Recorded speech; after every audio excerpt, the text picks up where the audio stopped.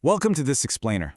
Today, we're diving into something pretty much every parent or caregiver knows all too well, the dreaded toddler bath time battle.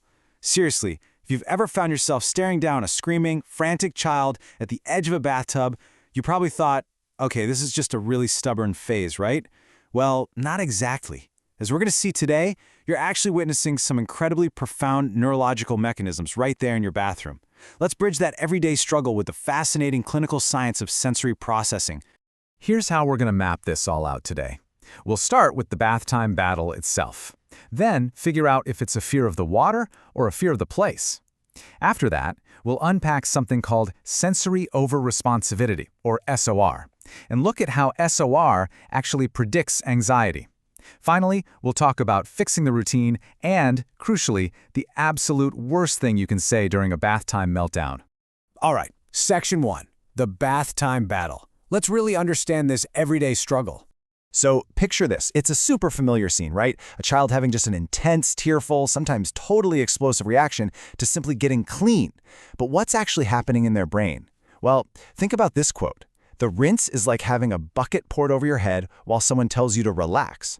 When a child fights having their hair washed, it isn't just a choice. It's definitely not them just being defiant. It's a genuine, deep-seated survival reflex, perfectly captured by that analogy. I mean, imagine suddenly not being able to see or breathe freely for a few seconds. The urge to fight that off, that is literally hardwired into us.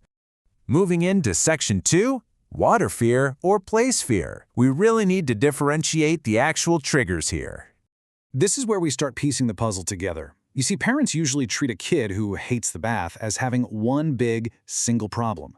But it's so important that we separate this into two totally distinct issues. First up, you have the water on the face. Tipping a head back, water rushing over their eyes and into their ears, to a toddler, that is a massive physical threat signal. But then, on the flip side, you have the bath as a place. Try to look at a bathroom from a little kid's perspective for a second. You've got this noisy drain that just suddenly swallows things up, weird echoes, totally slippery surfaces, and that jarring loss of gravity when you're suddenly lifted in and out. Think about it. If a toddler is perfectly happy splashing around in a backyard kiddie pool, but completely loses it in the bathroom tub, well, they don't have a water problem, they have a place problem. Okay, on to Section 3, sensory over-responsivity, or SOR. Let's look at the clinical science behind these reactions. To really grasp why environmental triggers like, say, the gurgle of a drain cause such extreme distress, we need to turn to clinical science.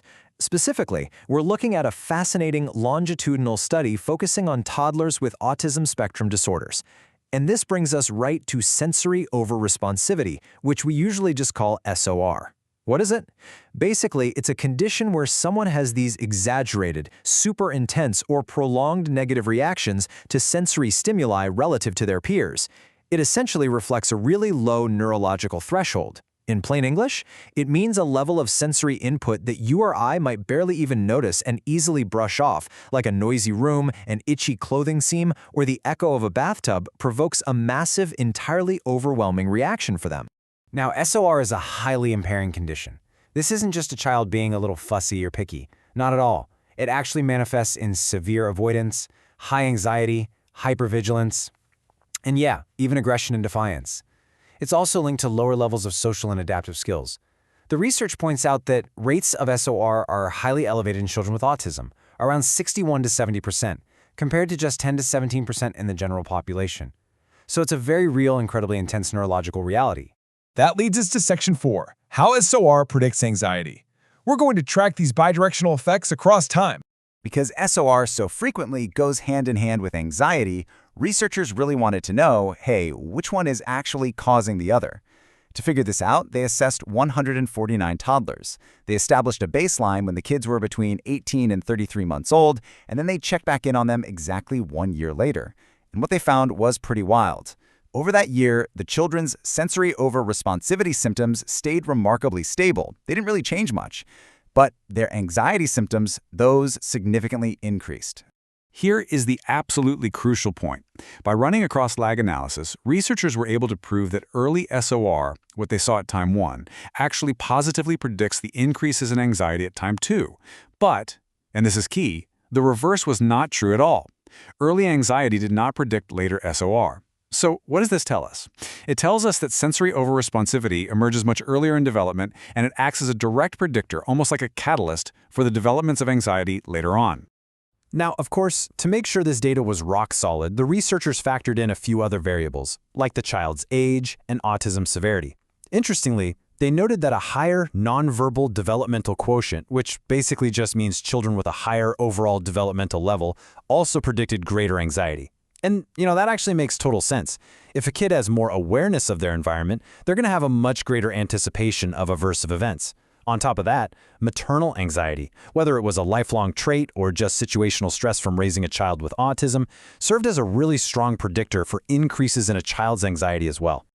But here's the absolute biggest takeaway from all this clinical science, and how it circles right back to our bathtub. It's all about generalizing the fear.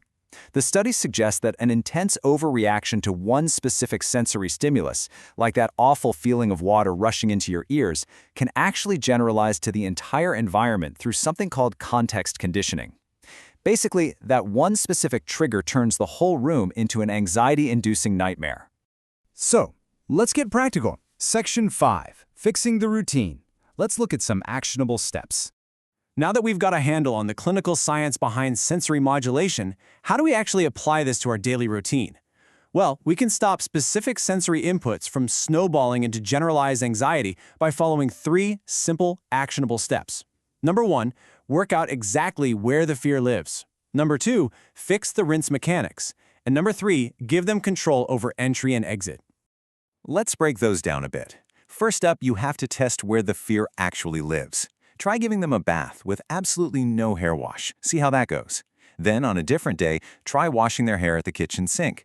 Whichever scenario they are common, that tells you exactly what you're dealing with. If you figure out the fear is the water on the face, you need to fix those rinse mechanics immediately. Behavioral studies show this stuff really works. Grab a shower visor or some fun swim goggles. Teach them to tip their head backward instead of forward. You can even hand over the control by letting them pour the water themselves with a little jug. Or honestly, just having them hold a dry flannel tightly over their eyes works wonders. Okay, but what if it's the other way around? What if they were totally fine at the kitchen sink but screamed bloody murder in the tub? That means their fear is rooted in the bathtub environment itself. In this scenario, you've got to hand them complete control over how they enter and exit and make the space entirely predictable. Let them climb in themselves so they don't experience that scary sudden loss of gravity. Make sure the water is already at the perfect depth before they even step foot in the bathroom so they don't have to hear that loud rushing water. And this is absolutely crucial. Keep the plug in until they are completely out and fully dressed. Don't subject them to the terrifying sound and sight of that water draining away while they're still in there. Now, just a quick but super vital safety caveat before we move forward. If you have a previously happy kid who suddenly starts fearing the bath, rule out physical pain first. An ear infection or some kind of stinging skin condition could totally be the culprit. Also, if you're seeing persistent, extreme distress across multiple different daily routines, that absolutely merits an assessment by a professional occupational therapist. Remember, we're using all this information to understand and support the child, but we should never attempt to diagnose them ourselves. Finally, Section 6, the worst thing to say. Let's close this narrative loop. We really need to look at the absolute worst phrase you can possibly use during this struggle. Ready for it? It's just water, you're fine. Look, I know it's incredibly tempting to say when you're frustrated, but based on literally everything we've just uncovered about sensory over-responsivity and low neurological thresholds, saying this completely dismisses the child's genuine, neurologically driven sensory response. Think about it. Dismissing their fear removes any reason for them to communicate the actual trigger to you.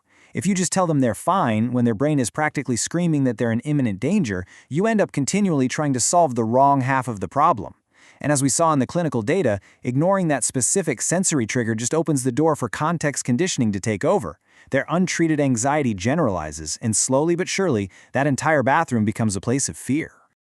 We've seen today how a seemingly simple, incredibly frustrating bath time actually maps onto some seriously complex developmental neurology. But by observing carefully, we can totally flip the script and turn those battles into moments of real understanding. So I want to leave you with this provocative thought to chew on. Now that you know just how loud and intense the world can be to someone with a different neurological threshold, how are you reading and responding to the hidden sensory signals in your own life? Thanks so much for joining me for this explainer, and I'll catch you next time.